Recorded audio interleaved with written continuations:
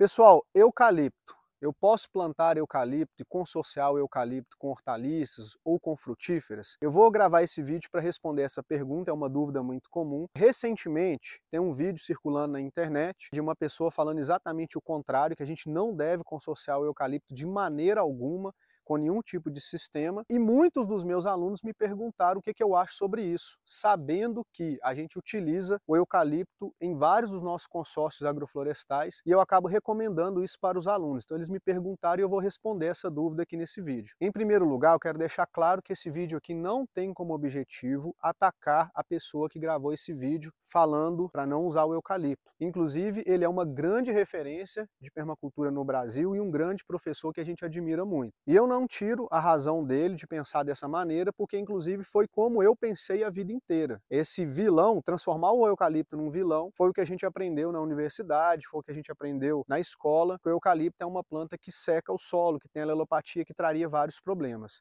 Até que eu comecei a estudar sobre agrofloresta, sobre os sistemas sintrópicos do Ernest, e aí por volta de 2014, 2015, eu vi pela primeira vez, num projeto do Ernest no Sítio Semente em Brasília, a inclusão do eucalipto dentro de sistemas agroflorestais, tanto para a produção de hortaliças quanto para a produção de frutas. Foi a primeira vez que eu vi e eu fiquei impressionado com o vigor de todo o sistema. A alta produtividade do sistema, tendo o eucalipto como uma espécie-chave lá dentro. Então, vendo isso, alguns conceitos que a gente aprende sobre o eucalipto começaram a cair por terra. E realmente muita coisa faz sentido. Então, o que o Ernest trouxe para a gente é que o eucalipto pode ser uma planta incrível quando usado de maneira consciente. E o maior problema que o eucalipto traz é quando ele é plantado em monocultura.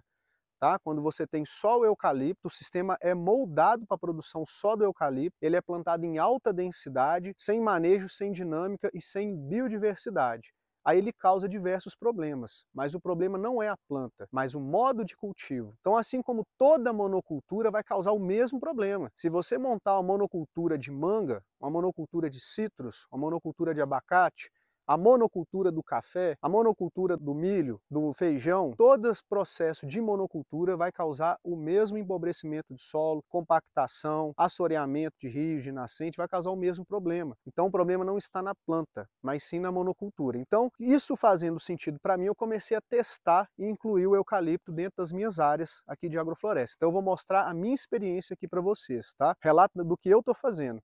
Essa área aqui, pessoal, é uma área que a gente está aqui, uma área de agrofloresta com produção de frutas e cafés. Essa área está com 8 anos. Quando eu comecei os plantios aqui, era uma área extremamente degradada, tá? Uma área de topo de morro aqui do sítio, a gente está bem no topo de morro, era tudo pastagem, e aqui pegava fogo todo ano. Todos os técnicos que passaram por aqui, professores de universidade, falaram que era uma área improdutiva, que não era possível produzir nada aqui. Eu comecei a aplicar os conceitos da agrofloresta aqui, coloquei eucalipto nas linhas de árvore, tá? Então o eucalipto ele é direcionado para as linhas de árvore, intercalado com frutas e no início produzindo hortaliças, né? Plantei eucalipto em alta densidade nas linhas de árvore para a produção de matéria orgânica. Para mim, o resultado foi incrível, incrível, tá? Eu nunca vi uma planta com um potencial de adaptação a solos degradados, crescimento rápido. Com 6 meses eu já tinha matéria orgânica desse eucalipto para podar, me gerar matéria orgânica de altíssima qualidade. Ele tem uma raiz profunda, essa raiz ajuda a descompactar o solo, pegar água e nutrientes, reciclar água e nutrientes para o sistema e ajuda a criar um ambiente favorável para o desenvolvimento das espécies do futuro, das espécies mais nobres. Então, na verdade, o que a gente tem observado aqui é completamente o inverso do que tem se propagado a respeito da planta. É uma planta incrível. Aqui, por exemplo, ó, eu tenho um eucalipto dentro da área aqui ainda, eu já raliei muitos, né, já desbastei bastante. Esse eucalipto ficou no pé desse eucalipto. Olha isso aqui, pessoal. Olha a saúde desse abil roxo. Isso aqui é um abil, tá? Aqui eu tenho uma agave, taioba, café, vindo aqui, e do lado dele um mogno. Isso aqui é um mogno africano, crescendo do lado do eucalipto. Isso em toda a área a gente ainda tem alguns pés de eucalipto e o sistema desenvolvendo aqui de baixo. A respeito da alelopatia, que o pessoal fala que o eucalipto, a folha do eucalipto tem alelopatia. Então vamos pensar o seguinte, a folha do eucalipto, ela sim tem propriedades inseticidas e fungicidas. Quando que isso vai fazer efeito? Quando você faz um extrato disso e usa esse preparado em alta concentração. Se você fizer um preparado de eucalipto, você pode utilizar ele como inseticida e fungicida, porque ele tem essa propriedade, mas quando extraído e usado em alta concentração. Assim como diversas outras espécies têm essas propriedades. Tem muitas espécies que têm propriedades inseticidas, fungicidas e que vão causar esse efeito quando você extrai esse princípio ativo. Agora, quando a gente usa o material do eucalipto triturado como cobertura de solo, trabalhando com solo vivo, ainda com diversidade de matéria orgânica, a gente nunca observou esse efeito aqui, tá? Muito pelo contrário. Eu uso material de poda de eucalipto triturado como cobertura de canteiros de hortaliças. Pessoal que acompanha a gente aqui, vê a gente produzindo, vê as nossas colheitas. Nós temos uma qualidade de produção de hortaliças orgânicas impressionante.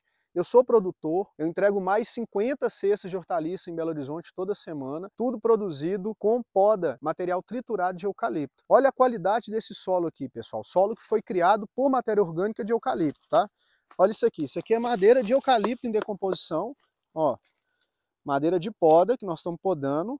Olha a qualidade da vida do solo. Olha essa terra aqui, ó. Isso aqui era uma terra degradada. Ó, a gente vê presença de raiz desenvolvendo aqui no meio da matéria orgânica dele.